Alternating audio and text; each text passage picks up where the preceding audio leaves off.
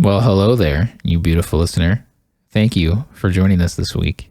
I'm Sean, and this is the Chillin for Our Lives podcast, episode 77. I'm here with my co-host, Mike. Hope you all are having a damn good, fine, beautiful week. It is yet another Thursday, April 1st. It's April Fool's Day, the worst holiday of the year.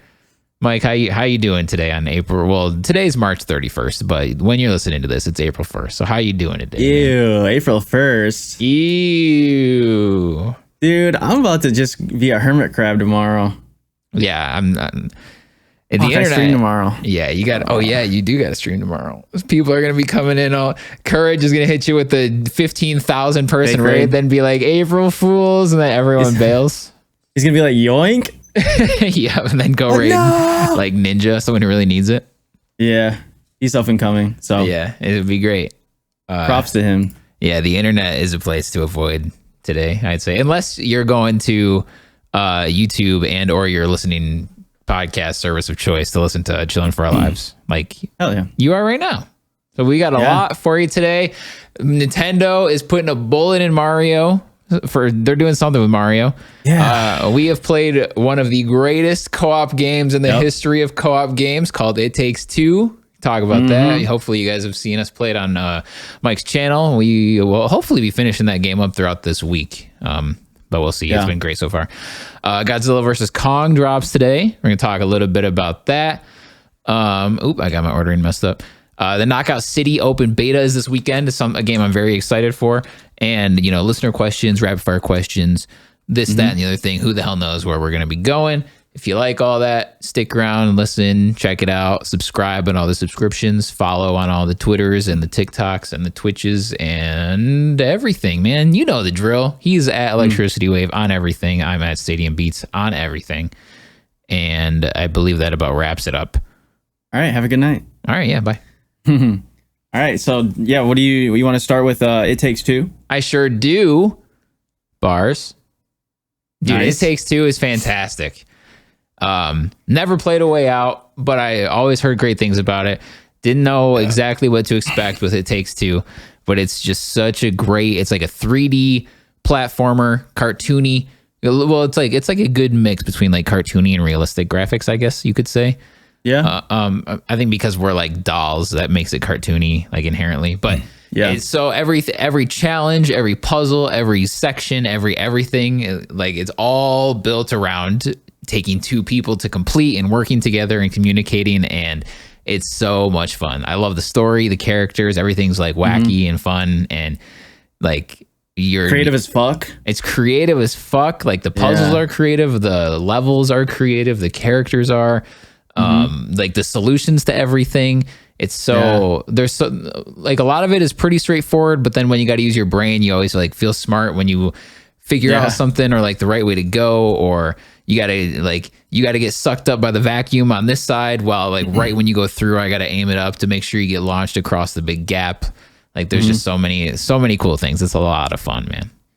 Yeah, like when that game got announced, I remember we were watching the announcement trailer for it, and it looked just like when they showed the game, they showed all the different environments of it. So you were like, damn, you really go through it on this game. Like you're not just in one area trying to solve, like say in a house or in a forest or whatever. Like you're actually going in like just a vast amount of different like areas and worlds and realms and stuff. And then we started playing it, and it like was way more than I even expect. It was even more than the trailer, which is cool because a lot of the times with trailers, you don't want to watch too much of them because you might just see everything and already expect it. But with this game and like the part that we're at now, I mean, I'm not going to spoil anything, but it's just like mind blowing the fact that we're at where we're at right now.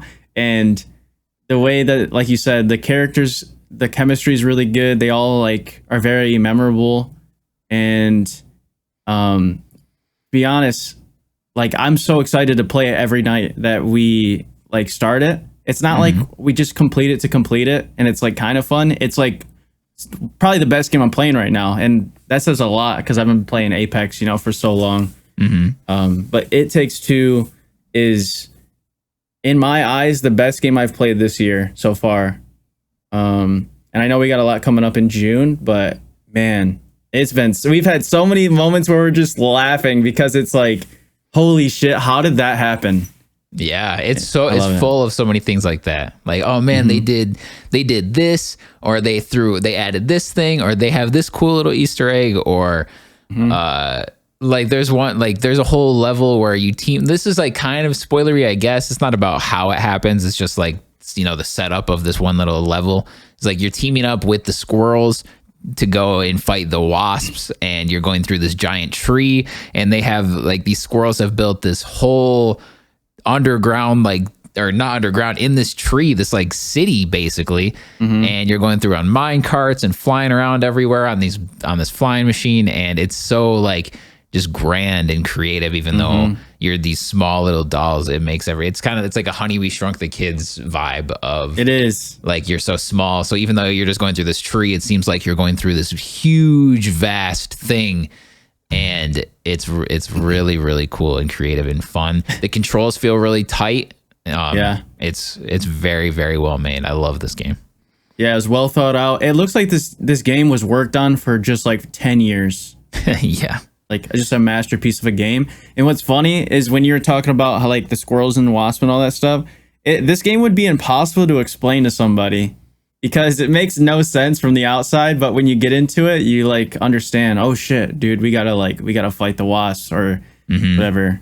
But it was funny. Yeah, and then in each section you have like you'll have a weapon and I'll have a weapon that work together somehow. Like the first level you had a nail gun and I had the head of a hammer. So you have to like maybe shoot nails along the wall, so then I can jump and grab them with my hammer, and kind of like it allows me to lunge over and then cross this big gap. And like I said, we haven't even completed the game yet, so there's probably still so many cool things that we don't even know about.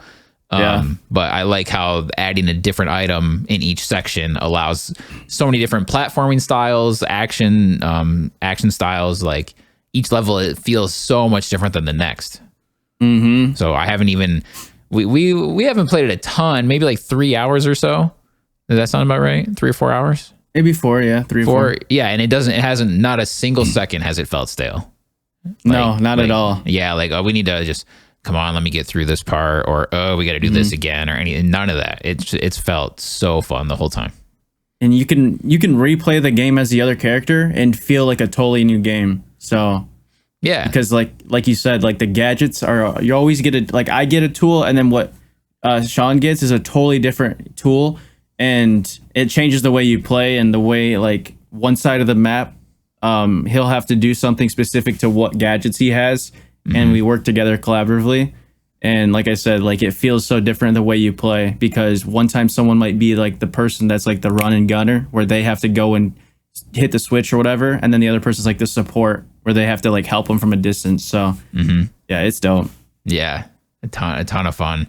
Definitely recommend. Yeah, highly recommend. You got to play it. Though the only downfall that I've seen people ask for online is like, well, can I play this game by myself? It's like, no, you can't. Yeah. Like that's the one, but like they designed the entire game around it, so it's not really a downfall. It's just like the fact of the matter. Yeah, the fact of the matter is you have to have somebody to play with you. The nice thing is, oh, sorry to cut you off. No, you go ahead. You're probably going to say what I was going to say, so go ahead. Yeah, the nice thing is that if you have a friend, you guys can split it like 20-20, because the game's $40, or one person can buy it for $40, and then you can download the Game Pass, which is free, just like how A Way Out does it, and then you guys can play together. So only one person has to buy it. Yep. So that's good. You don't have to spend $40 a piece. Highly recommend. I'm sure you like between like Discords or Reddit or whatever, I'm sure there's people looking for other people to play with. If you like don't have another friend that's interested. But highly recommend. It's super fun, and I can't imagine it slowing down. Like I bet it'll only get better as the game progresses. And so this guy, I can't remember his name, but like the main producer guy, he's become like the face of his development studio. Like he did he's famous for like the big fuck the Oscar speech at the Game Awards, and he's like really outgoing and has a big personality. So he always works on these kinds of games, and just after this game, I for sure want to go back and play A Way Out, and I'm always going to look forward to like his next game. Yeah. Like anything that he announces, I'm like, okay, like I'm on board. Yeah, and another thing I noticed when we played the game was the way that the game, like the cinematics of it, like it's like a cameraman is there and he's sitting on one of those like robot swivel things and he's like zooming in. Like the camera shots are so cinematic and well like thought out, and the audio portion of it is really like the music is done really well. And yeah, just like it's like those little things that you notice and it makes you appreciate the game even more. Like the same thing that happened when I played The Last of Us 2, just like how cinematic it felt, kind of like a movie. That's how this game does it, and it's awesome. Yeah, so I'm glad this is an instance where I'm glad that a huge publisher like EA picked it up, because I'm sure this guy had this vision for this game, and because someone like EA picked it up, he was now able let's get these great, I don't know if digital camera operators, because obviously there's not an actual person and they're running around with the camera, but like director. Yeah, like a director that knows how to do that, like super. If they hired like a big orchestra to actually like make the music with real instruments, he probably wouldn't be able to afford that if he just had his own little indie studio. So it's glad that he was able to get like a good big AAA budget for this, or at least a good big budget for this kind of game. And they used it all to their fullest extent, because that whole there isn't like one weak spot, like, oh, maybe if the music was better, or if the graphics were better, or if the gameplay felt tighter or whatever. There's like no weakness that I can think of. Yeah it just gets me excited for the next thing, that like the next project, because all of the income and revenue he's made probably from this game, especially with all the reviews coming back and us talking about it, having a good experience. I'm sure a lot of other people are having a great experience. And I feel like it's going to be a game that like, I saw CDN playing it the other, like last night or something. So I just know a bunch of creators are going to find out about this and just start playing it. Because it's already getting hot. So it might take over. Yeah, I'm surprised that I haven't seen it as much as I thought I would, because like obviously it's not like Cyberpunk or anything where literally everyone played it. But it's definitely not under the radar. It doesn't feel like, it's got a big, like all the big websites reviewed it. And people are talking about it. It's EA. They showed trailers and it had a good like marketing campaign and everything, I would say. So I thought I would have seen it more on, at least in the Twitch space, than what I have seen it. But yeah, maybe it just takes some time. But either way, I know that it's selling well and getting nothing but praise. So good for them. Yeah, good for them. Great game. Yeah, fantastic game. Someone that's not doing so great is Mario. Mario is doing great, actually, but yeah, rest in peace, man. Mario. That one the Sephiroth Smash Bros trailer where they made us think that Mario got fucking stabbed in the neck and dead. Oh yeah, that was a red herring for what's about to happen. March 31st. Way back at that one Nintendo Direct where they kept announcing all these things, and then they're like, "You got to buy it now because March 31st it's going away." Everyone's like, "Why?" Like imagine if EA is, or not, is whatever company is like, "Yo, so Microsoft's like, you got to buy Halo Infinite before April 30th because after that you can never buy it again." It's like, well, that doesn't make sense. And I don't know. And Nintendo's doing it. They're basically saying they're doing it because it's for the Mario's 35th anniversary and they want these things to feel special and like to commemorate the event and make it like, I bought this. It's celebrating its 35th anniversary. I was there and I've got it, and then that's it. But I don't know, just in the world of digital games and digital spaces where it's like they have to print out a bunch of discs or anything. Right. It seems so weird. It's like an artificial demand kind of thing. Yeah. Dude, do you know what an NFT is? Not barely. Cause I don't. I don't really even want to get into it, cause I don't want like talking about stuff I don't know about. Yeah, same. So because I just know that it stands for non-fungible token. That's it. Yeah, I feel like I do know what an NFT is, but it makes so little sense to me that I also feel like there's no way I can know what it means. Because I'm actually pretty sure I know what it is, but then people go and buy one for like $1 million, and then I'm like, I clearly don't get it, but I'm pretty sure I get it. Yeah, there's people that call it like amazing and it's the next thing, and then there's people that say it's a scam. So like I don't even know what to believe anymore. Yeah, with my what I presume to be very little knowledge on the subject, I think it's got to be a total scam, right? Like, you own this picture of the first tweet ever, even though everyone on the planet can go and look at it, and it makes no sense. I guess it's a way to brag about having a special link to something, but Yeah, I don't know. And that's a scam and a half if I've ever heard one. But if someone wants to explain it in the comments, you guys can. Yeah, someone please let me know what an NFT is and convince me that they're worth anything, because I don't think so. But if they are worth something, you damn sure I'm going to be selling my first album as an NFT for $800 million. You better believe it. Hell yeah. Yeah, you could say you were there. You own this same album that everyone else does, but you paid 850 million times more than they did. Hell yeah. Hell yeah. That's a brag. It's a flex and a half. So anyway, Mario is dying. So does this make you think like, because this is it. So have you been kind of sweating like, oh shit, I gotta go buy it. I gotta go buy the Super Mario 3D All-Stars because it's going away tomorrow. Or could you not care less? Or somewhere part of me's kind of both, because I wanted to get those games, and the marketing strategy that they're using, because obviously everything's about money when it comes to Nintendo. It's kind of working, because it's like I might look in the store at least and think about it, but probably not. I don't know. They have reported Super Mario 3D All-Star sales spiked 276% this week. So that's like, but okay, so it spikes 276% this week, but then it's going to, just be zero, plummet to zero. Yeah. So what if it was 50% this week and then 40% next week and then 40% again the week after? Like eventually they're going to make that money. So I don't know. Maybe Nintendo tries like a whole bunch of cool things, a whole bunch of random things, a whole bunch of dumb things, this, that, and the other thing. So I guess this is just another thing. You can still play I mean, you can play these games, I guess, but I think this is the only way to play them on Switch. So like if you want to play Super Mario Galaxy on Switch, can you not do that now? I don't remember if they still, I don't know. Yeah, I guess the biggest like concern I have or question is like, what's next? Like, are they gonna, I saw people commenting about them focusing on Luigi, or like, are they gonna just be done with Mario games? Or are they just done with making those ones? Like, what's next? Yeah. This was Odyssey came out in 2018, I believe. Let me look really quick. Super Mario Odyssey's release date is October 27th, 2017. So it's been 3.5 years. So we're kind of due, because I don't really count the last Mario platformer that came out, because it was just a remake of the Wii U game with the Bowser's Fury added to it. So great game, but it's like been there, done that kind of thing.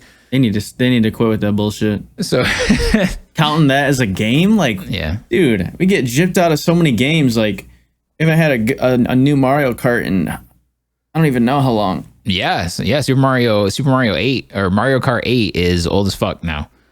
And the Switch is like their most profitable system ever. So imagine if they had a new Mario Kart with it. Dude. I mean, they know what they're doing. So we'll get a Mario Kart 9 someday. Maybe it'll be the big system seller on the next console. They're gonna make Mario Kart Deluxe 2.0 for the Switch 2. It's fucking bastards. Yeah. The Switch Deluxe 2.0 with Mario Kart 8 2.0 Deluxe. Yep. Featuring Bowser's Fury. we get one new track, and it's Bowser's Fury. Dude, I wouldn't buy it. No. I probably would. Because everyone would have it. Yeah, but I wouldn't want to. That's how they would get you. They'd make it so Mario Kart 8 Deluxe wouldn't be able to play with Mario Kart 8 Deluxe 2.0 people. Yep. You have to go to the next one, and it'd be $60 for the rest of eternity. Yeah, dude. If it doesn't say Mario Kart 9 on the cover, I ain't getting it. Yeah, take a stand right now. If it's not Mario Kart 9, count me out. Yeah, I'm not getting it. All right. I bet. Yeah, it's got to be. Well, wait, hold on. What if they call it something else though? What if it is Mario Kart 9? If it ain't Mario Kart, I was kidding. Because like Mario Kart Double Dash wasn't Mario Kart 3, but it was. No, yeah. If it's anything but Mario Kart 8 just remade again. What if it's Mario Kart 8 remastered?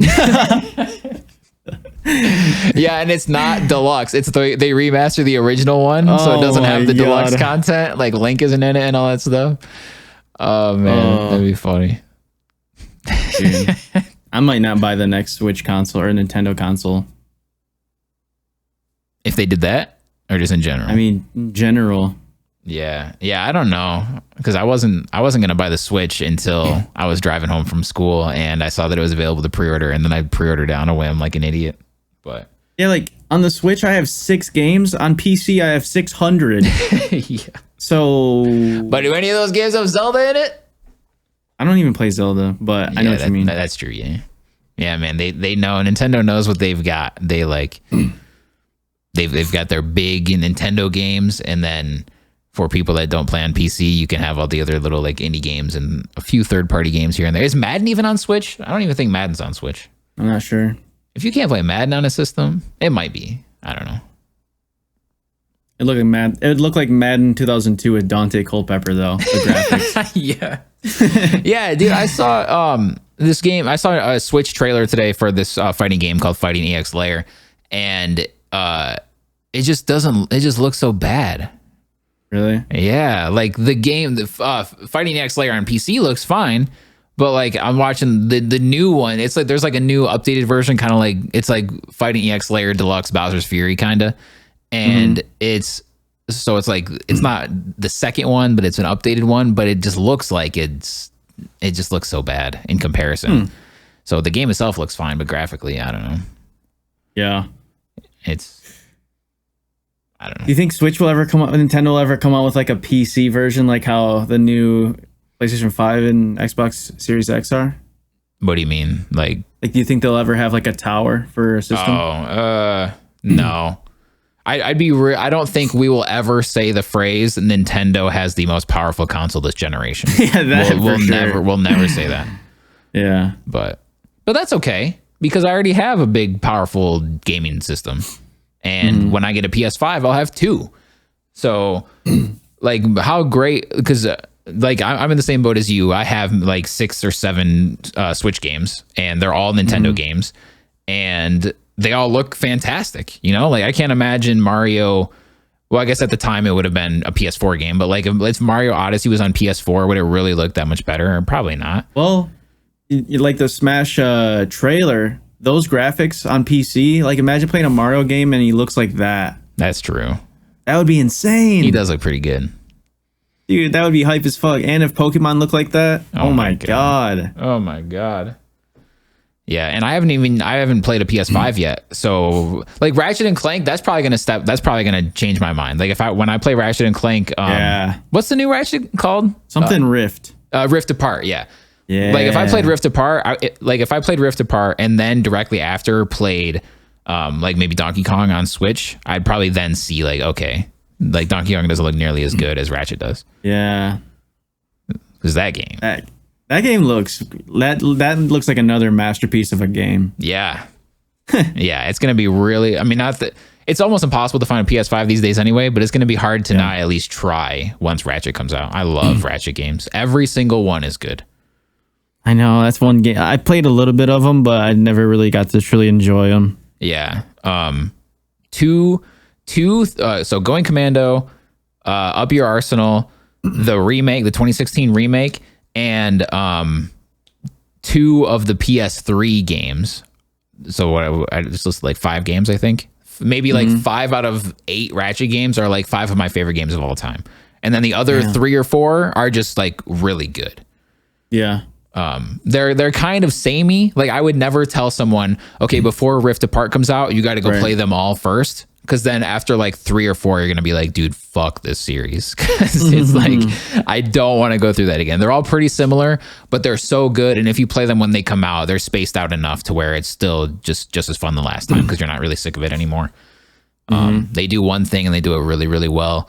And they mix it up just enough. Like with this one, you got the whole new portals and everything going from dimension to dimension. It looks crazy. Yeah. And they have one of my favorite villains of all time, Dr. Nefarious, who's genuinely funny. Like it's rare that a video game will actually make me laugh out loud, but Nefarious comes with the jokes. That's awesome. He's great. I love a funny villain. Yeah, he's so cool. Like he'll be in the middle of this huge rant screaming at somebody, and then he like malfunctions and a soap opera starts playing out of his speakers instead. And that's awesome. Yeah, it's so random, but it's so well done, and he has a great voice for it. It's good. Go play Ratchet and Clank. You think you'd ever do voice acting or get into it? It would be fun. Like I could see myself giving it a try, but I don't think I'd nail I would do voiceover stuff more than voice acting, I think. Yeah, that's true. Because I think I have a decent enough voice for like maybe commercials or radio or something like that, or a podcast. But I don't think I'm good enough with emotion or like going up and down or whatever with my voice to like make it actually compelling in an acting sense. True. But it'd be fun. Be sick. Dude, yeah. One of these days we gotta have a C4OL anime. Yeah, dude, that would be so 100%. cool. Would you do voice 100%. acting? I mean, if it was for something like a personal project, yes. Yeah, you wouldn't want to like be a character in a game or something. I mean, it'd be great. I just don't know if I have the vocal capacity after my whole injury thing. Oh yeah, that's true. Like voice, they talk for hours. It'd be like an 8-hour day. Yeah, you couldn't be the new Goku screaming everything. Dude, I do one. I have one. I'm one Kamehameha away from losing my voice for eternity. Damn, that's scary. Yeah, it'd be so dramatic though. Like little Gohan would be in trouble, and then you got to just bust out one final Kamehameha and save his life from whoever Jiren or whoever the big new villain is. And then at the end of the movie, they're like, "Why is he crying after that?" And it's like me in the studio because I just lost my voice. Yeah, that'd be funny. Why is Goku crying? Has Goku ever cried? I don't think so. I don't know. What if we saw Kratos cry? That would.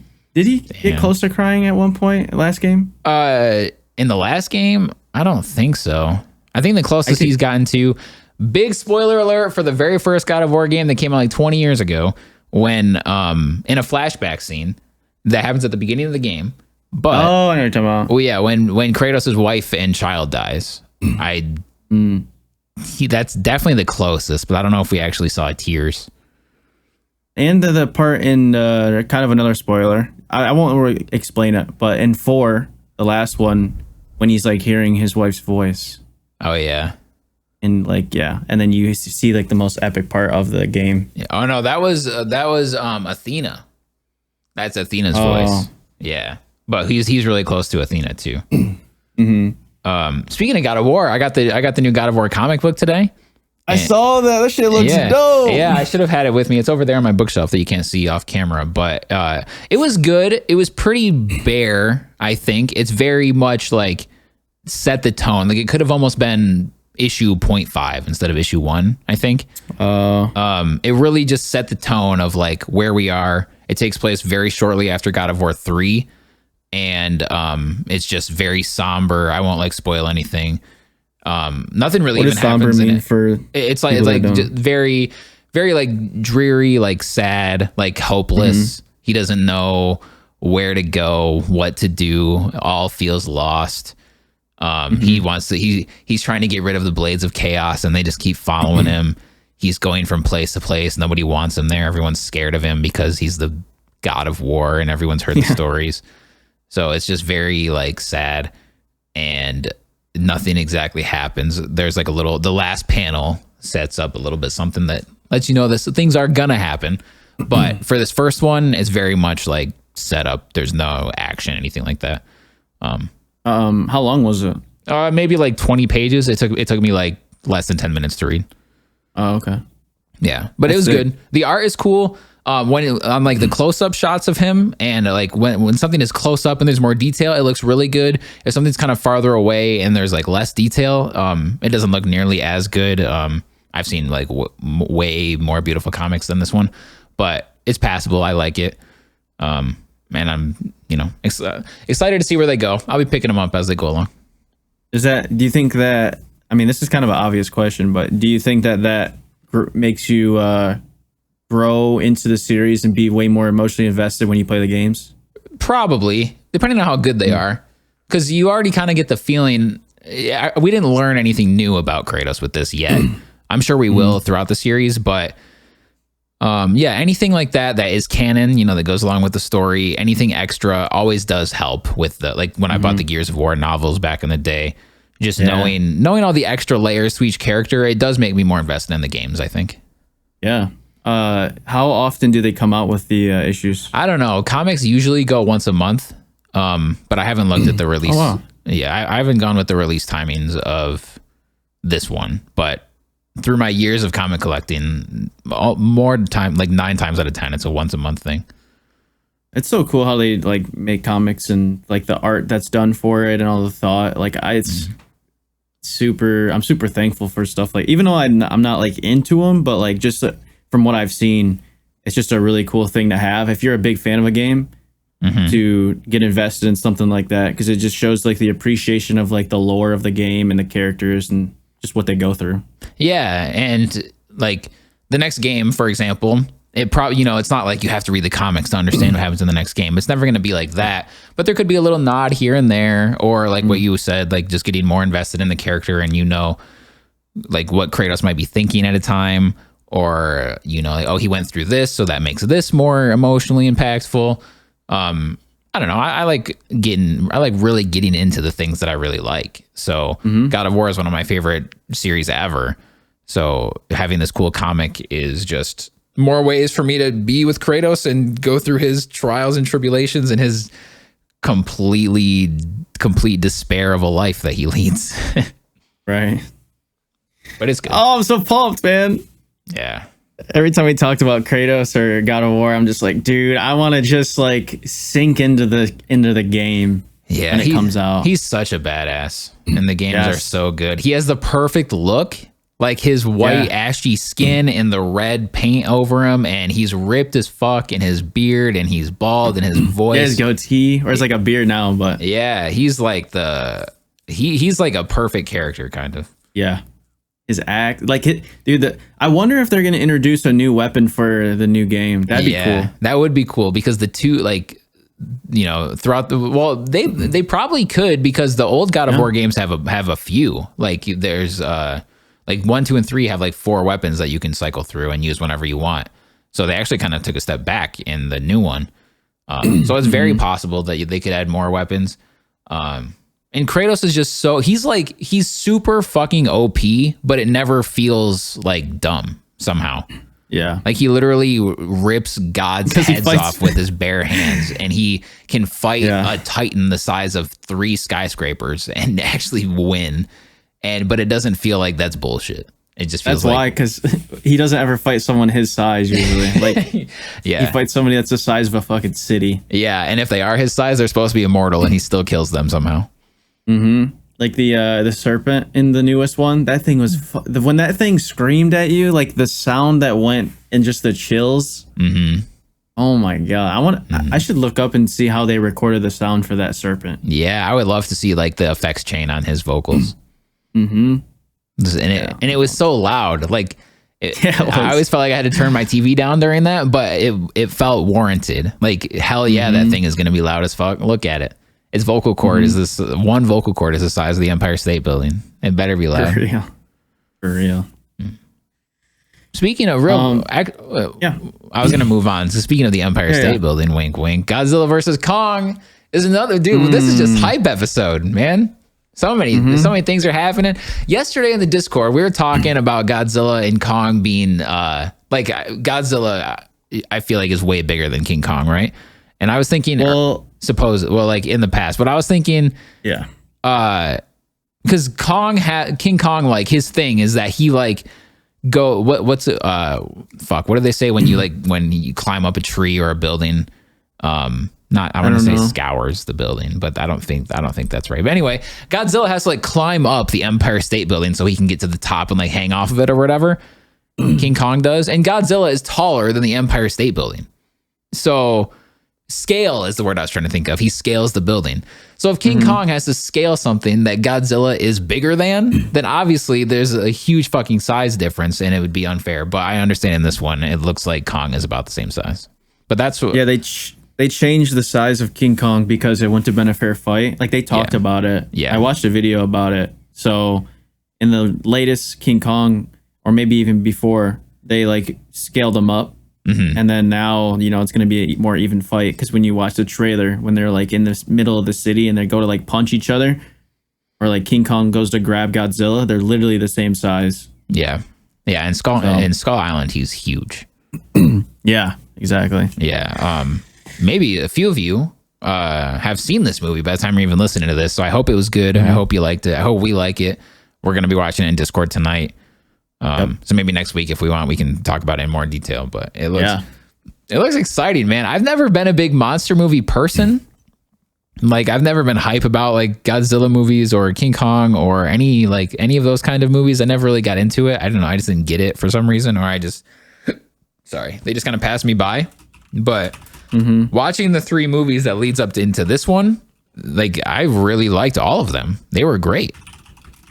Yeah, really good movies. I enjoyed them too. Yeah, because my dumbass as a kid was like, why, if this movie's Godzilla, why is like Mothra in it and all these other things? Like, why isn't it about Godzilla? It's like, well, they have to give Godzilla people to fight. He's not just going to fight like the army all the time. He's the size of 8 billion of those people. So I don't know. I think I was just dumb as a kid. I mean, I'm not any smarter now, but I at least finally saw it and I get it now. It was fun. They're good movies. And this one, I'm trying, like, I haven't even seen the trailers. I haven't seen anyone say it. I've seen a few things here or there. People are saying like it's just 2 giant ass monsters fighting each other. I'm down. Yeah, that's the whole point of the movie. Like, I don't give a fuck about the story. Like, I just want to see some epic battle. If we don't get a 2-hour fight scene, then I'm out. Do that. I know. I'm fucking hyped for it, man. It's only 4 hours away. So. Oh my God. Yeah. But yeah, it's crazy to think, like, the reason it's so like hyped up and epic is because, one, they're like the most famous, like, you know, some of the most famous like big monsters in like the movie industry. Yeah. And the movies have been made, like, they're like some of the most classic movies ever made. And the fact that they're finally going head to head is just like, you know, what we've been waiting for so long, just years. Yeah. And they look as like realer than ever. So good. You know, like if you watch the original King Kong or whatever, it's like, even at the time, I doubt people were like, whoa, that looks so real. You know, like even in the 1940s, people were like, okay, that looks it's a good movie, but it doesn't look good. But now they at least look legit. And the budget and the CGI of being able, they literally destroy Las Vegas in King of the Monsters. Or not King of the Monsters, the first one. Sorry. It's crazy that they have to rebuild the city after the movie. Yeah, and then they come back. Dude, I'd be like, fuck this. This city's gone. We can't rebuild this. I want to watch the behind the scenes and like just what they have to look at while they're filming it. Yeah. Or like, you know what I mean? Because usually they have like a head of like a CGI character and move them around, but maybe all of this is done in like on computer. Yeah. Yeah, I wonder how much of... Like, is there actually a camera crew in a city filming stuff, or is it really just like a CGI'd city? I don't know. And then I'm about to be hyped, dude. And then they just film like crowd shots or whatever when there's actually humans in there running around. Maybe. Dude, I would love to be an extra in that movie. Just have Godzilla's or King Kong land. Yeah, that'd be fun. Land on me. Yeah, because even then they can, like, even with those. Like, for example, Guitar Hero Live, they have, you know, the story mode is like you're on a real stage and there's real people in the crowd and it's like a full stadium. But I watched a behind the scenes video and they might have like 50 people actually there. And then they fill out the rest of the stadium on the computer. So I wonder if they kind of do something like that in the city. I don't know. Movies are fascinating. They really are. The fact that they're even made is like just like a video game. It's like a miracle. Yeah. Like it takes the most, like, you have to get all of these people. You have to write the script and you have to sell like the script, like the idea of it. Then you have to get people to invest in the money to have enough money to make it. And like, it's crazy to think that, you know, you write a script about a movie. How the fuck do you know how much it's going to cost for 2 monsters to fight in a city? Yeah. Right. He's just writing. He's like, all right, you guys, I want Godzilla to destroy all of Boston. And they're like, okay, hold on. That's going to cost you a few dollars. So. Yeah. Like, I want to look up the budget for that movie real quick, because that's got to be at least a couple $100 million. Yeah. What is the budget? Because I know CGI artists are not cheap. That's usually where most of the money goes, CGI and marketing. So I'm actually really interested in this number too. It says he had been tapped to direct the 4th film in the MonsterVerse series, Godzilla vs. Kong, with this $160 million plus budget to match. Jeez. God damn, dude. Yeah. $165 million to produce, approximately. Oh my God. That's crazy. And then that's with actors and stuff. Millie Bobby Brown is charging a pretty penny to get her on screen. She's a superstar these days. I'd like to see the spreadsheet for that. Like to see what each thing costs. Yeah, like CGI gets this much, actors get this much, extras, all that stuff. It's so crazy. And they're going to make their money back in more. Like this game, even if this movie had bad reviews, a shit ton of people are going to see it. So yeah. And then because obviously, so Warner, I don't know how that works too, where Warner must own it because it's on HBO Max as well. So obviously we're not paying to see that. Like we're paying to see the movie because we're paying for HBO Max, but we're not paying for this movie specifically. So then how much of a cut do they get from HBO Max versus, because obviously way less people are going to see it in the theaters because of the pandemic. Man, I don't know. Business is hard. Yeah, dude. And that's all I can really say about the amount of planning, execution, responsibility, like acting, all of like the people that are behind the scenes, and just like getting everyone in the COVID happening, all the precautions, like it's almost impossible to make a movie like this happen. Yeah, because you would think that they filmed a lot of it during the pandemic. You would think, right? Probably. Yeah, I guess, I don't know. With a movie like this, they probably start at like at least a year or two in advance. Yeah. So they probably had a lot of the major scenes filmed before COVID. Yeah. And then CGI probably takes, a vast majority of the time. Post-production. Yeah. Mm-hmm. Crazy. I know I'm going to appreciate it and be fucking hyped. I got to get some good snacks for tonight. Yeah, same. The whole time I was watching the first one, I almost ruined it for myself because the entire time I was watching it, all I could say in my head was, can you imagine this actually happening? Because there's some scenes where someone's like standing on the road and then they look over and fucking Godzilla is right there. Can you just imagine what you would be thinking at a time like this? Because it's not like they grew up where this is all like new. This is the first time, or they didn't grow up where these are, it's just Godzilla shows up every few days. Like this is the first time he's popping out in this like human life cycle. So everyone's like, what the fuck? I used to be like, I freak out when there's a spider in my window, and now Godzilla's running around the city. Yeah, I would probably be so mind blown, and it'd be like it's like seeing an alien, pretty much. Yeah. You would probably just be fucking scared, but have so much adrenaline. I'd run, and then after I got to a safe spot, I would just be like, we're fucked. Like, why? I don't even know. Like, what plan is there to survive? Like, I guess I just hide until the army takes care of it. Or if we have King Kong too, I'd be rooting for him. But yeah. Get the fuck out of there, probably. Yeah, and then the two things that he fights, I forgot what they call them, but in the first Godzilla movie where the two things that are attacking everything and they're trying to mate and have babies and stuff, and that's why Godzilla shows up in the first place. Like, knowing that things that big that can fly, or one of them could fly, is like, those things are running around now? Like, dude, what is, like, horrifying. Earth is gone. Like, it's theirs now. But yeah, it's horrifying. Yeah. Then Godzilla. Yeah, but at least then it turns out that Godzilla is actually like protecting everything. And so he can then go back into his water hole, and he's actually humanity's savior and getting rid of these things and then peacing out. I'd hit up Elon Musk, and I'd probably go to Mars. Yeah. Oh yeah. Dude, the mission to Mars would get fast tracked if Godzilla showed up. I'd invest in that and Dogecoin. Dude, I own 70 of those things. I'm Dogecoin? Yeah, I own 70 Dogecoins. I'm on my way to the moon. You better believe it. Damn, dude. That's crazy. Rich over here. You want to talk about NFT? I got 70 Dogecoin. You should put that in your bio. proud owner of 70 Dogecoins. Dogecoin trillionaire. Ooh. That'd be funny. That's going to be my future autobiography title. Can you buy like a few 100,000 Dogecoin for like $10? Yeah, one Dogecoin is equal to 5 cents. Really? They went up that much? No. I'm sorry. I think it's 0.5 cents. Yeah, so that's maybe. Like, let me look really quick. I don't want to be wrong to our beautiful listeners here. So I've got them right here. Yes, it's it says 0.05. So it's 5 cents. So that'd be 200 Dogecoin for $10. Yeah. 200 shares. Yep. And I own 70 of them. That's correct. Yeah, because that's the thing. People are saying like we want it to get it up to $1. So if it was like 0.5, or that's the first goal. That's so much. That's so far away. Think about that though. So I own 70 right now at 5 cents a piece. So if it got up to $1, then that is that's a lot of math. So it's 95 cents more.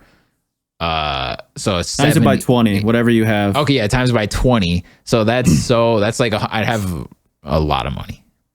I'd have 1, 2, carry the 3, a lot of money. Yeah. Sorry, it's awesome. Hard because it's going up and down like as I'm looking at it. So numbers are going all over the place right now. I'm going to use that as an excuse. Yeah. Yeah. Can't wait. What else we got to talk about? Oh man, do you want to go to? We're already 45 minutes in. Do you want to go to rapid fire and listener questions? We could knock out City real quick. No pun intended. Just to mention it. Yeah. Knockout City open beta is this weekend. It's an open crossplay beta. Dodgeball battle royale. It looks super fun. It looks like a lot of care is gone into it. The first beta I heard went really well. Nothing but good reviews from what I've seen. It looks like one of those games that's just pure fun. There's no murder in it. There's no nothing like that. It's just like cool, fun for the whole family. Intense, arcadey, good tight controls. It looks like one of those games anyone can jump into it, but then you're probably gonna see some fucking cracked out of their mind people.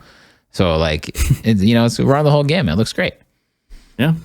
Oh yeah. I'm excited to experience. So when does that start for us? Friday. All right. We'll have time to talk about it next week. Yep. So that could be cool. Maybe one stream instead of Apex and It Takes Two, it could be Knockout City and It Takes Two possibly. Yeah. And I think it's running 3 days. You guys can double check that, but I'm pretty sure it's just this weekend thing. And then the release date of the game is May 21st. So not too far. Oh, wow. Not too far. Okay. Nice little beta right now. Get all the kinks out. All that good stuff. And then got about a month and a half after that. Back 4 Blood's in September now, they said? October. What the I mean, that's a good Halloween game though. Yeah, it is. You're right. But it's so many months. I know. It's sad. What kind of questions we got this week? We have some great questions. We have first question from they're not new in the community, but first question, V from the Discord. Shout out to V. They want to know what keeps us motivated. You can go first. Right now, it kind of changes, but right now, the absolute number one thing that keeps me motivated is I need to own a house. I know why, but I don't know why it's such a strong thing for me right now. It's like maybe just to have like more freedom, maybe. Because then it's obviously going to be more expensive. Because right now I just have with my apartment, I pay for rent, heat, and electricity. That's it. So if you have the house, you also have water and trash and so many other bills on top of that. You have to, when something goes wrong, you have to take care of it yourself. I got to call a plumber or whatever. I might have to start mowing a lawn or something like that. But if I have house, dude, that's so sick. I could play my drums again. Finally, I can do anything I want and not have to worry about anything. So neighbors and if you have it, once you get the house paid off, you only pay the property tax, which is 1% of it. Yeah. So it's $100, $200 a year. Yeah. So that's it's so much better where I feel I'm giving these people $560 just in perpetuity for the rest of forever. I'm not paying it off at all. It's just they're charging me to not be homeless. So if I have a house, you actually can own a house and buy it, And so that's what keeps me motivated is to own something like that. I feel that. Keeps you motivated. Someone mentioned this and I don't remember who it was. I think it was Burnt Potato. Shout out to Burnt Potato. I think it was her. Where she said something where I have a very grinder mentality. Where I'm not satisfied until something's completed. Yeah. So that's kind of how I treat, this whole thing, which it's kind of a blessing and a curse, but the content creation career can never be completed. Yeah. Never. But it's kind of a blessing because I don't want there to be an end goal, because end goals are great, but I still want there to be a tomorrow and something to look forward to and work for, because then I feel like I have a purpose. And that's like, I think the funnest, the like most fun part about content creation is it makes me feel like I have a purpose rather than just working for somebody else. And I just like to, accomplish. I like to just grind out or whatever you want to call it. I like to work towards a goal until I'm, satisfied, or I like to go against all odds. Like if something, like someone, I watched a TikTok literally yesterday, and someone said if you average over 15 viewers on Twitch, you're in the top 1%. Yeah. And that just put a lot of perspective onto where I'm at. And it was really cool to hear something like that, because you always think there's more, there's always more things you can do or you can do better. So just to hear that's a really cool thing to just appreciate where I'm at. Yeah. So, yeah. Yeah, there's literally hundreds of thousands of people that would crap if they woke up in next stream they got your numbers. So that's pretty cool. Yeah, that's awesome. Yeah. So thank you, V, for the question. Thank you, V. Next question comes from K-Dub. She asked 6 questions, so shout out to that. But we already answered. God. Yeah, we answered most of them already. So if we should go 5. So please, that's a good one. Okay, just 5. I was gonna go in order, but oh yeah, we can do them all. We can go on. Okay, well we're gonna skip a few. You could check the backlog if you want to find out the other questions, but we kind of talk about this every now and then, but she wants to know if we're clean or messy people. I used to be a messy person, and not in the fact where I was dirty, but just like unorganized. Yeah. And now it's a lot more effort, but I try my best to be a clean person in terms of like organizing my room, setup, like files on my computer, anything.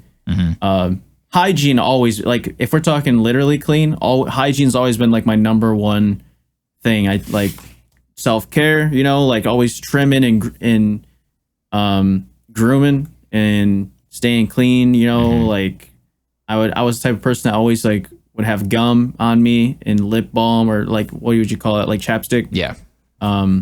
So yeah, I would say generally I'm a pretty clean person. Yeah. How about you? Same. I've always been like that, like with you mentioning like your computer and stuff. When I got a laptop, that really helped a lot, where my laptop was like, I was just super organized. Everything is in folders. Everything is like labeled perfectly. My computer is now, all that stuff. When I was a kid, not so much. Like my elementary school locker probably didn't look great. Yeah. All that stuff. But as I got older, definitely more organized and clean. Hygiene has always been there though. Getting my own place really helped. Like I kept my room kind of tidy, I guess, but getting my own place, or my own apartment at least, that helps a lot. I always make sure it's tidy. I think just having something of your own, like my first car, things like that.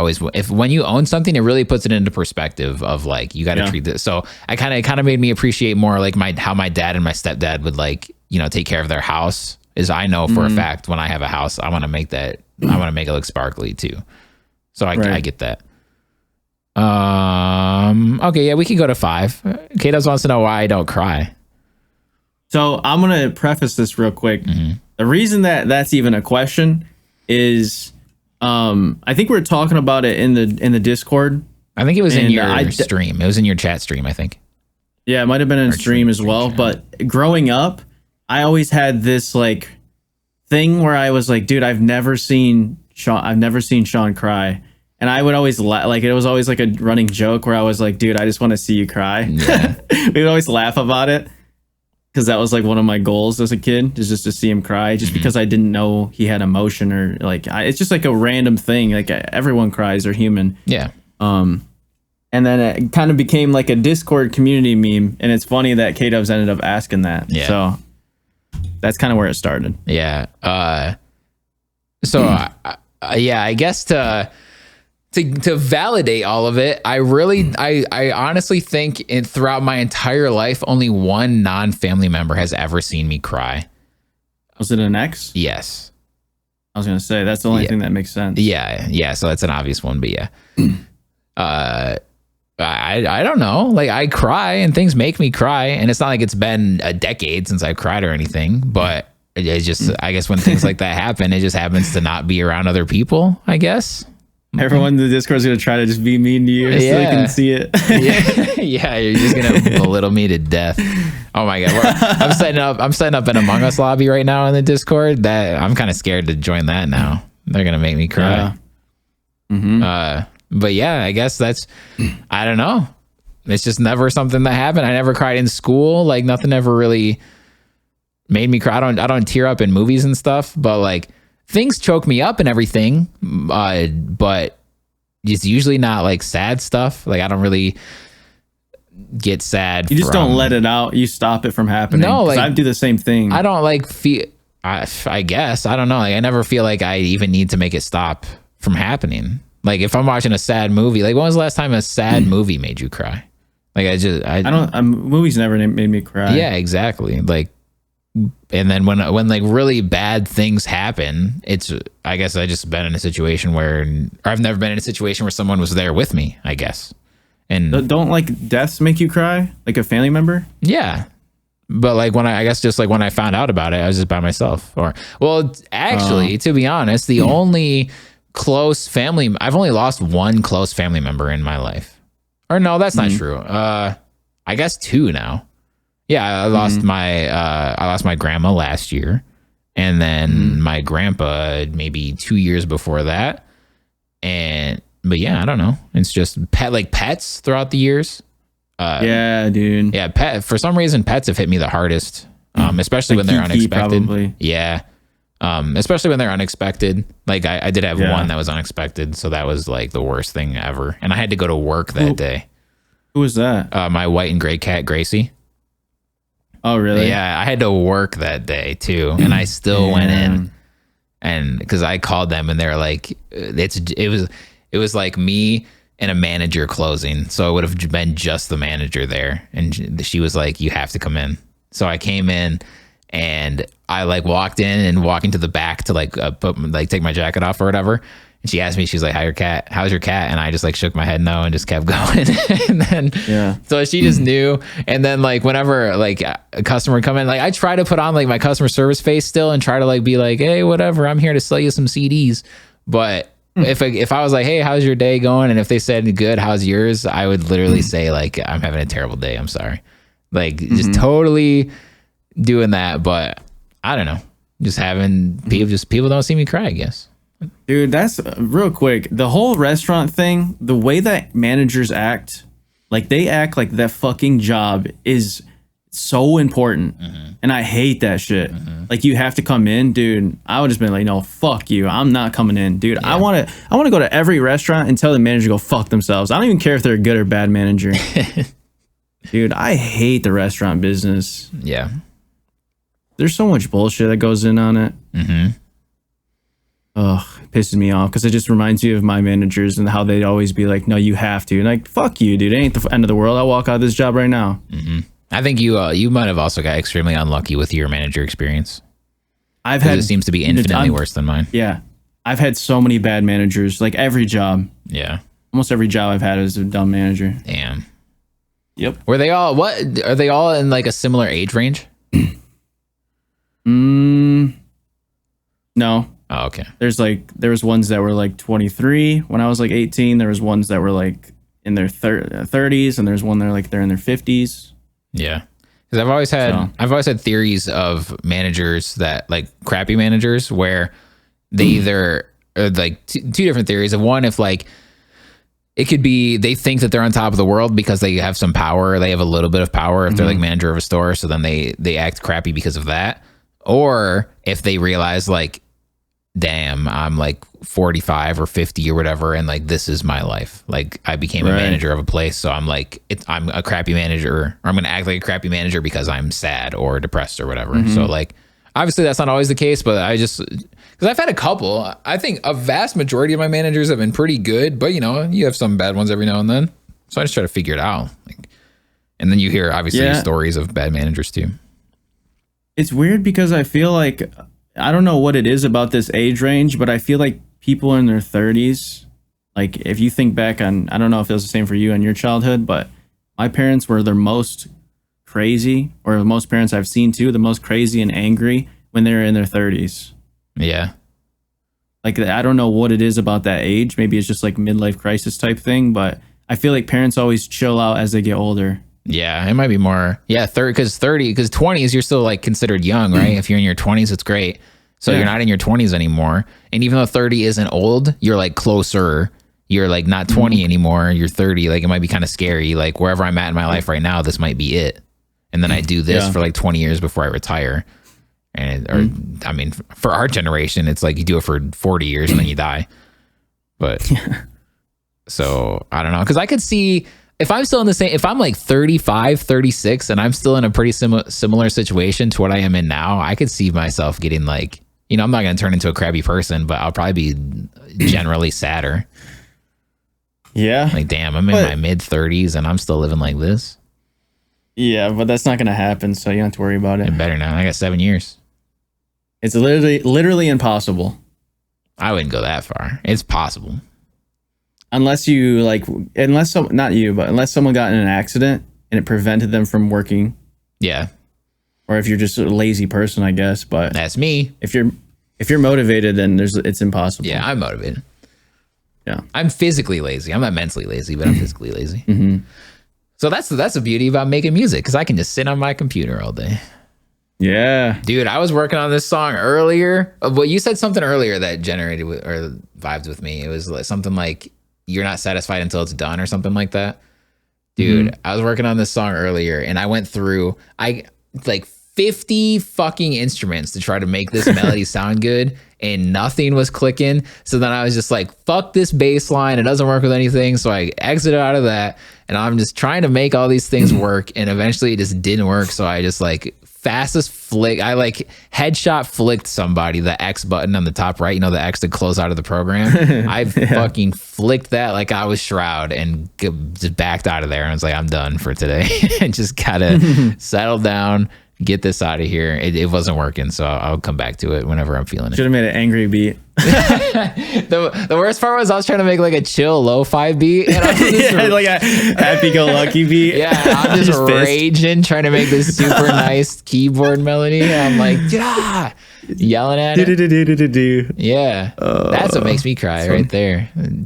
Yep. Man, that was funny. That shit sucked. Creative block, as they call it.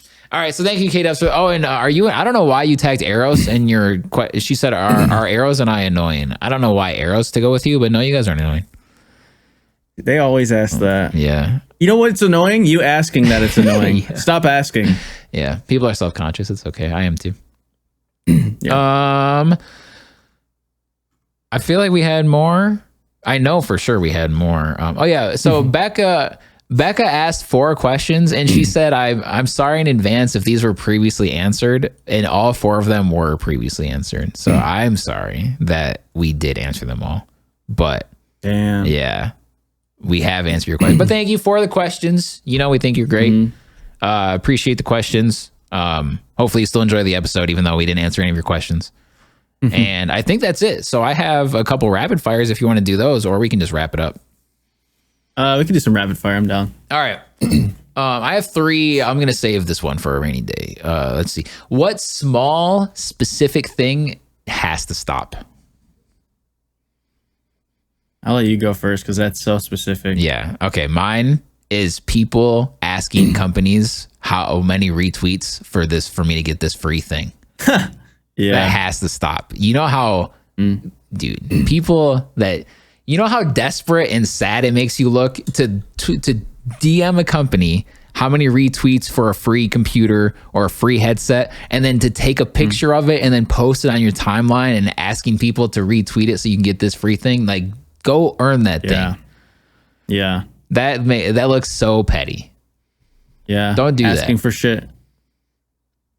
I hate it. Yeah. So that's my thing.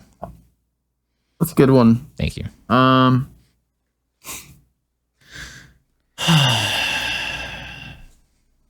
I would say, and it doesn't have to be like Twitter. It could be anything. That's the first thing I thought of because that's the platform that I have the biggest problem with. Yeah, that's why I wanted to make it small because it could be. You could say something like, people like acting like shitty people or something like that. Like I want you to try to think of something specific. I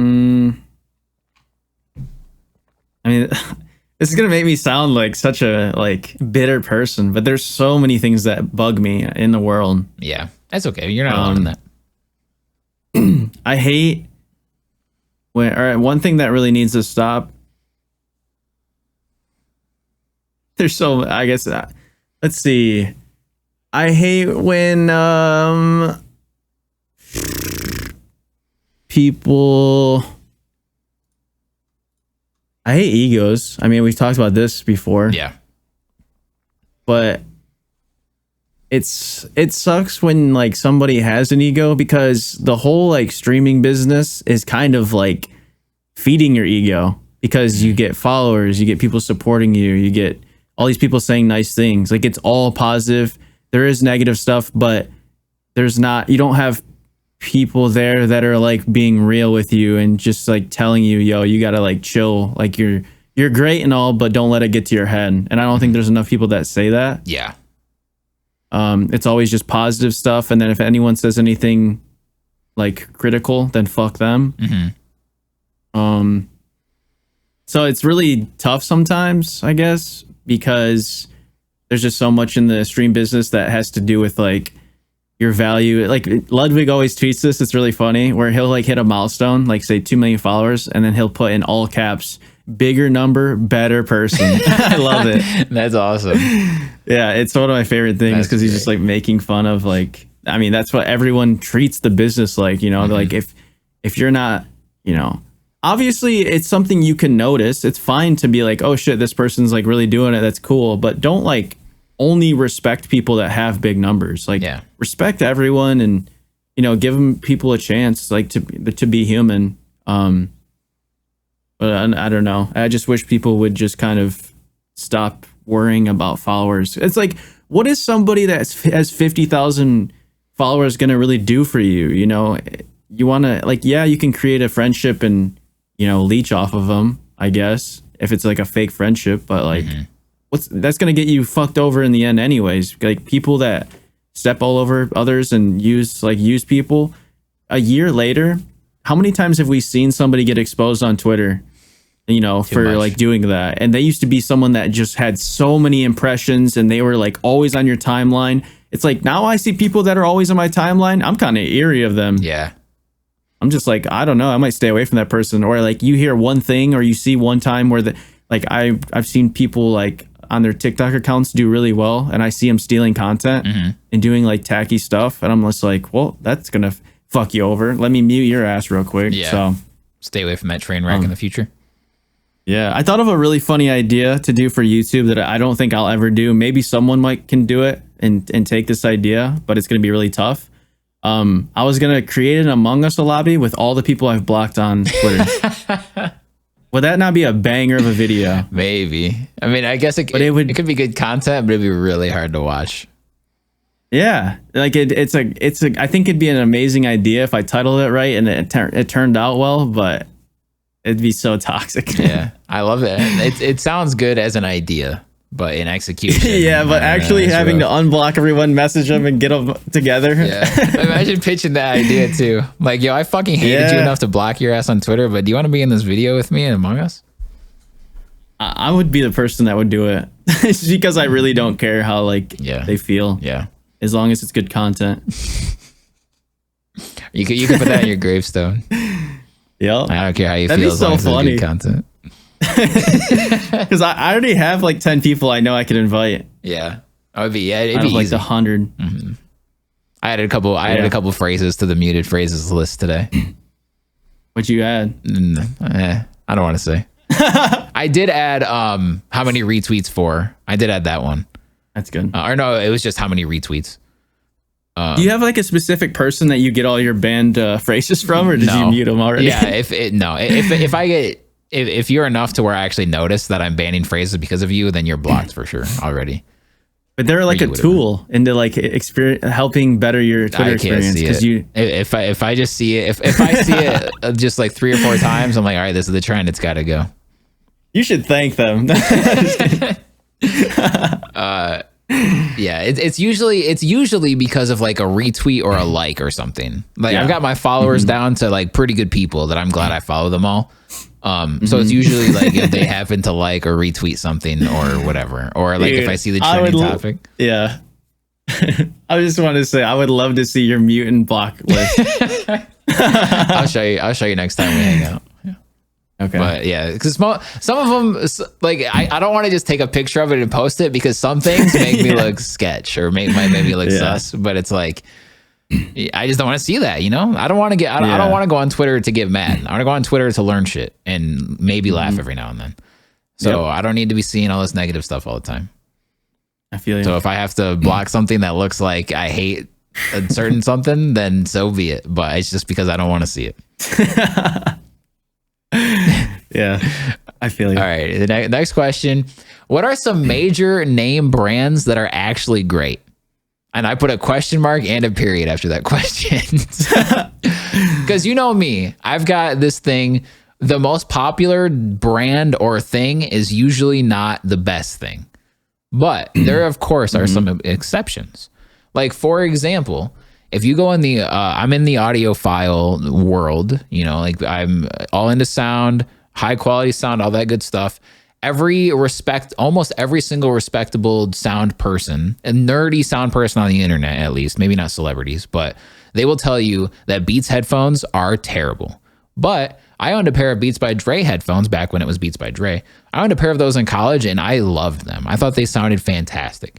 So I don't know how they are now that Apple owns them and they're just Beats now. I don't know if they changed anything, but I think they were an amazing pair of headphones. Maybe a little overpriced. They were like $300. And since then I've learned about like Sennheiser and Audio-Technica and Very Dynamic, which are just as good for a lot cheaper or better for cheaper, but they still sounded amazing. They're good ass headphones. Yeah, I love them. Yeah. So would that be your answer to the question? Yeah, and then, you know, there could be a bunch. There's actually a lot, but yeah, that's like the one that I think of the most. For me, I'd probably go more into like the clothing, just because that's what I've been looking at a lot more recently.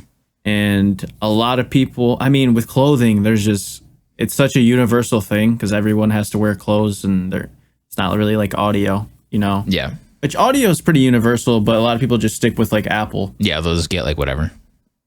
Right. But with like clothing, you'll probably hear a lot of like Express or I think the shirt I'm wearing right now I got from Express, actually. Really? Maybe. It's either Express or H&M. Yeah. H&M is definitely a top. It used to be my number one brand of clothing recommendation, which is still I think it still is in terms of like the combination of budget and style. If you're a guy that's really trying to up their style, or girl, and you're trying to find something, you know, you want to just dress nicer for, say, like a dinner, or just like a nice, it's like sporty casual, or like, you know, it's not just like you're wearing sweats or like shorts. Like it has like, you know, all types of like it's kind of dressy, but it's not too like dressy. Yeah. Where it's like a Men's Warehouse, you know? Right. But it's really, they have a lot of good trendy stuff, and you can mix and match, you know, and it's really affordable. So H&M's up there for me. Old Navy's another good one. And recently I've been huge into ASOS, ASOS. I think that's how you say it. That's how I would say it, but I don't know. Yeah. And it's like some of the most, and Forever 21. Forever 21 is up there, but ASOS might be, ASOS might be my number one clothing brand right now, because not only do they have like a lot of good stuff, but when you're like on the store, they have, even if you just go to like the men's jewelry, if you go to H&M, they have like a small selection. You can maybe find one or two things you like, but in ASOS, there is like pages and pages and pages of every like category. And not only that is like the selection huge, but it's like so creative, and so, you know, you can find your own style within it. And it's just like, when I look through like a Forever 21 or H&M, I look for that one thing that sticks out to me, and I'm like, damn, like I would wear that because it looks really good and I want to buy it. Not just like it's a plain jacket or something. Yeah. Like I always look for the stuff that's like really unique. And with ASOS, like the entire store is like, damn, I've never seen anything like that anywhere. You know what I mean? So it's really exciting to like shop there. It's a little bit on the pricey side. It's not Express prices, because Express you're paying like $70 for a shirt. Yeah. But ASOS is probably the middle ground between H&M and Express. And sometimes you can find a really good deal for stuff. But yeah, dude, I'm actually wearing the baseball jersey that I got from it, and then I have some more stuff, like a floral shirt and stuff. And the cool thing about that website is, this isn't even an ad, but I just am so pumped about it. The cool thing I really like that they do is, you know how you see like the model pictures of like what they're wearing, and they'll have like the ad, it will like show, or the picture will show the shirt. It'll kind of like glorify the shirt, but then you see him wearing the outfit, like the pants and shoes, and it just goes together. But like it's just showing the shirt, but they obviously have to wear a full outfit. Well, if you click on it, it shows you like stuff you might like that's similar to it, and then it says buy the fit, so you can buy exactly what that model's wearing. That's really cool. Which is so cool, because a lot of the times it's hard to find, like, you'd be like, damn, that jacket's dope. Damn, I want those pants too. But you can't find them anywhere. Yeah. That's cool. That's a really cool feature. Yeah, so I've been really loving ASOS, and yeah, I think it's really tough. I think before this year, it was really tough to find, you know, a good clothing store. I would just really go to like Nike and, you know, like check out Macy's or just random places that I could physically go to. But yeah, I think it's really cool to find like new brands and stuff. Yeah. Speaking of Nike, I think that'd be a good answer too, of like Nike's a big major name brand, but they've got great stuff. Yeah. And they've really been diving into like the lifestyle a lot more. It's not just an athletic brand now. Yeah. You know? Yeah. Nike's the GOAT for me. Yeah. Yeah. Like you give me 10 grand to spend on Nike. I'm hyped, dude. Damn. I could easily spend 10 grand on Nike stuff. Yeah. Easily. Yep. Yeah. But that would be, see, that's like another crazy thing about being rich is like, you do have the ability to do that. So you like, it's the chance that you actually will, you know, like I remember watching maybe something like MTV Cribs or just seeing random stuff like that. And they just have so much stuff sometimes, like a closet full of like $500 shirts or whatever. And like, I feel like I'm not too like extravagant of a person, but if I had like millions in the bank, I could definitely see myself going to Nike store and dropping thousands. Yeah, like just to have a bunch of new fits and just to look your absolute nicest all the time. That'd be great. Yeah, that'd be awesome. Yeah, I think that about wraps up our show. Episode 77 of the Chillin' for Our Lives podcast. We love you all if you stuck through this whole thing. Hope you guys enjoyed. Hope you're looking forward to a lot of the things that we talked about today, like Kong versus Godzilla, whatever that movie's actually called, Godzilla versus Kong. Probably be talking about that next week. And we might have a guest. We might have, you know, we'll have a whole bunch of new topics for you, questions, all that good stuff, everything like we always do. Follow us on Twitter, subscribe to the Apple review. Yes. Leave a 5-star review on Apple. That helps us out a ton. We'll read your review and give you a shout out live on the podcast. So that's always fun to hear. We love reading those. Refer it to a friend too. Yes, refer it to your friend, tell your mom, tell everyone. It's fun to listen to. Give you guys something else to talk about and bond over. And it helps us grow, of course. So then the episodes can only be bigger and better. And subscribe to the YouTube. Subscribe and follow Mike on Twitch, twitch.tv/ElectricityWave. Listen to my album going live on Spotify. I have a new album coming out within the next month or two. Look forward to that. Be talking about it more as it rolls along. And that's it. Any last words? Thank you for listening to Chillin' for Our Lives.